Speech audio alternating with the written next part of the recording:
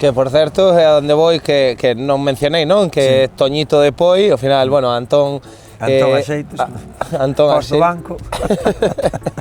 E o de Toñito de Poi entendo que será por algún tipo de xentilicio ou algo. Sí, Poi é aí, depois temos ocasión o mellor de visitalo.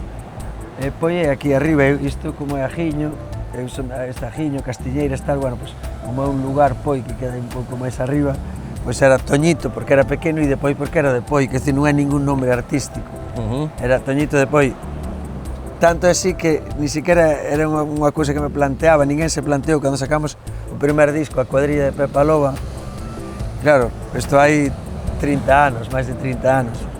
Entón, que pasa? Que nós, ostras, estábamos emocionados por sacar un disco, non é como ahora que podes sacar temas e publicar todo o que queiras. Facer un disco daquela era como construir unha pirámide, iba a quedar aí para a vida, para a historia, e non sei, non nos ven á cabeza que nombre podíamos poñer. Iso foi da propia discográfica. Dixo, veña, que nombres poñedes? E nos, hostias, é verdad. E mi mat, é a oportunidade de poñer un nome artístico guai.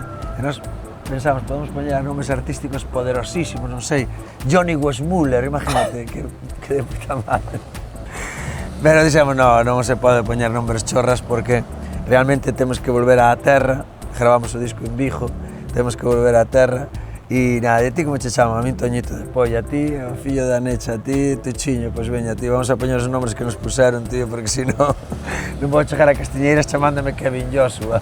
Bueno, creo que Toñito de Poi, joder, todos... Sí, pero non é o nombre que máis me gustaba nese momento, porque Toñito, claro, xa cando vas crecendo, o nombre quedache... E o de Poi tamén mo dixían un pouco porque era como do monte, non?